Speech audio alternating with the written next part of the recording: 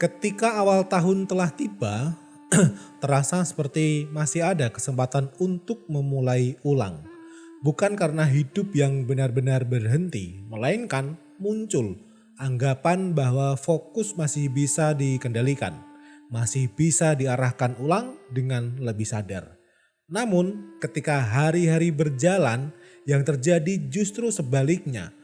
Fokus tidak benar-benar terarahkan, melainkan terseret ke rutinitas yang sama seperti sebelumnya. Pagi hari dibuka dengan layar kecil, waktu dijeda diisi dengan konten pendek, dan perhatian berpindah tanpa pernah benar-benar disadari. Semua ini tidak dirasakan sebagai suatu masalah karena ia berlangsung pelan, berulang, dan dialami hampir semua orang. Tidak ada momen kehilangan fokus yang dramatis, yang ada hanyalah perhatian yang terus terdistraksi. Dalam kondisi seperti ini, fokus tidak benar-benar hadir sebagai sesuatu yang siap dipakai untuk berubah. Namun sejak awal hari, ia sudah digunakan untuk mengikuti rutinitas yang tetap dan akhirnya perubahan selalu dimulai setelah sebagian energi telah terpakai. Hai teman baca, setiap hal besar terlahir dari gagasan kecil. Dan ingat, satu kalimat dari sebuah buku bisa merubah hidupmu.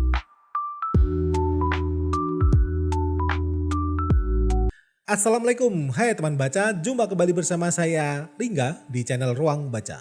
Di edisi Teras Wawasan kali ini kita sedang membahas bagaimana cara supaya resolusi kita di tahun baru ini bisa berhasil. Juga bukan tentang bagaimana seharusnya kita mengatur fokus lebih baik. Tapi episode kali ini adalah tentang bagaimana kondisi perhatian sebelum resolusi dijalankan. Untuk benar-benar memahami pembahasan episode ini, kalian harus menyimak video ini sampai selesai.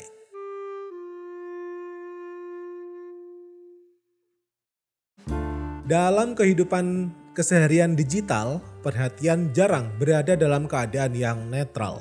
Ia terlibat dalam rutinitas yang sama setiap hari.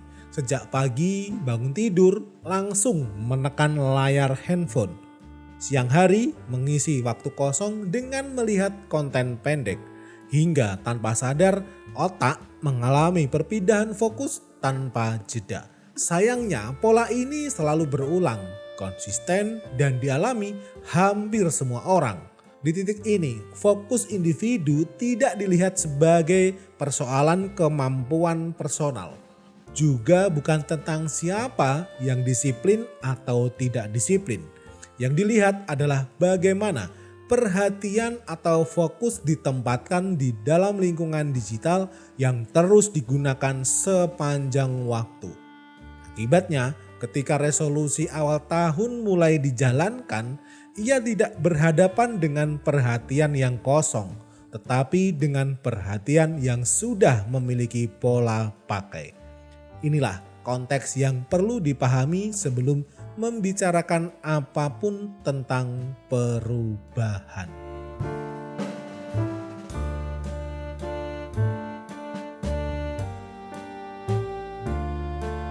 Jika resolusi awal tahun dijalankan dari kondisi perhatian yang sudah terbiasa terpecah, pertanyaannya bukan lagi soal kuat atau lemahnya niat individu, tetapi mekanisme apa yang membuat kondisi ini terasa normal dan terus berulang. Ada beberapa mekanisme yang bekerja bersamaan. Yang pertama adalah perhatian dalam kehidupan digital tidak menunggu untuk dipanggil. Perhatian akan terus ditarik secara aktif dan otomatis oleh rangsangan yang dirancang untuk muncul di sela-sela rutinitas. Mulai dari notifikasi, dari konten pendek, kemudian pembaharuan tanpa akhir hadir bukan sebagai gangguan besar, tetapi sebagai interupsi kecil, tapi berulang. Karena skalanya kecil, perpindahan fokus ini jarang terasa signifikan. Namun akumulasinya membuat perhatian terbagi sejak awal. Akibatnya fokus tidak pernah benar-benar terkonsentrasi cukup lama pada satu titik untuk memberi ruang pada niat perubahan. Mekanisme yang kedua adalah rutinitas digital membentuk kebiasaan berpindah fokus yang stabil. Bukan hanya apa yang kita lihat, tetapi cara otak dilatih untuk merespon. Ketika perhatian terbiasa melompat cepat dari rangsangan A ke rangsangan B dan seterusnya, kondisi fokus yang mendalam menjadi tidak lagi familiar. Dalam konteks ini, kesulitan menjaga fokus bukan lagi sebuah anomali, melainkan kelanjutan dari pola harian yang sudah terbentuk. Implikasinya, resolusi harus berhadapan dengan kebiasaan fokus yang sudah terfragmentasi. Mekanisme yang ketiga adalah ekonomi perhatian bekerja dengan menyatu ke dalam waktu jeda.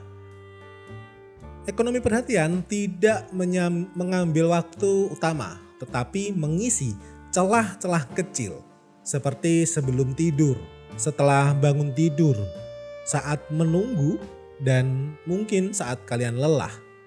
Karena ia masuk di momen-momen jeda yang kecil inilah, penggunaan perhatian ini menjadi jarang disadari sebagai penggunaan energi. Dan disitulah energi perhatian terkuras secara perlahan. Dan dampaknya ketika resolusi ingin dijalankan, energi fokus sudah tersisa dan tidak lagi berada pada kondisi yang optimal. Mekanisme-mekanisme ini yang bekerja secara bersamaan saling menguatkan dan membentuk satu kondisi yang sama, yaitu perhatian sudah lebih dulu terpakai dan terbagi secara sistematis. Di titik ini, resolusi tidak gagal karena ditolak, tetapi karena dijalankan dari kondisi fokus yang memang tidak pernah netral sejak awal.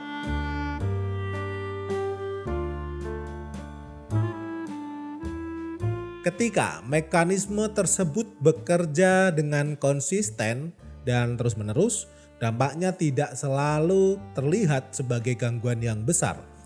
Tidak ada momen dramatis yang menunjukkan perhatian lelah benar-benar hilang. Yang terjadi justru sebaliknya, perhatian terasa tetap ada tetapi tersebar tipis ke banyak arah. Parahnya, dalam kondisi seperti ini, rutinitas digital tidak lagi dipersepsikan sebagai sesuatu yang mengganggu fokus. Ia telah menyatu, bersatu padu dengan keseharian kita. Membuka layar saat bangun tidur terasa wajar. Mengisi waktu jeda dengan konten-konten pendek itu terasa normal. Berpindah fokus berkali-kali dalam waktu 1 jam bahkan tidak lagi disadari sebagai perpindahan dan ke hal keburukan. Dari luar seolah-olah tidak ada yang salah. Aktivitas tetap berjalan, informasi terus dikonsumsi, dan waktu terus terisi. Namun di balik itu, energi perhatian tidak berada dalam satu keadaan yang cukup stabil untuk menopang perubahan yang membutuhkan konsistensi tinggi. Dampak jangka panjangnya bukan kesalahan terasa dramatis, melainkan kondisi fokus yang terus-menerus terfragmentasi. Perubahan kemudian selalu dimulai dari posisi yang sama.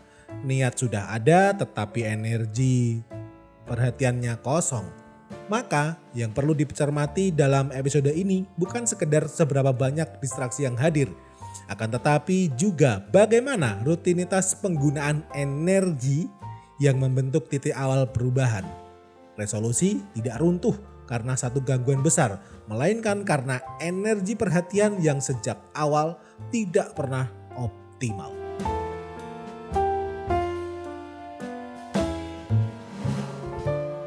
Dalam episode ini kita melihat bahwa persoalan resolusi sering tidak dimulai dari niat yang goyah atau disiplin yang kurang. Ia bermula dari kondisi perhatian sehari-hari yang sudah terbentuk. Bagaimana pagi dimulai, bagaimana waktu jeda diisi, dan bagaimana fokus berpindah tanpa jeda dengan sadar. Ketika pola penggunaan perhatian ini berjalan terus-menerus, Perubahan tidak pernah benar-benar dimulai dari titik awal yang netral. Ia selalu berangkat dengan energi perhatian yang telah dipakai dalam keseharian. Di konteks inilah resolusi kerap terasa berat sejak awal, bukan karena ditolak tetapi karena dijalankan dari kondisi fokus yang sudah memiliki ritmenya sendiri dan lebih dulu tersebar. Demikian teras wawasan kali ini. Di setiap diskusi selalu ada wawasan baru. Jaga emosimu, buka pikiranmu, dan pahami kembali pola yang bekerja di balik keputusan-keputusan kita. Assalamualaikum.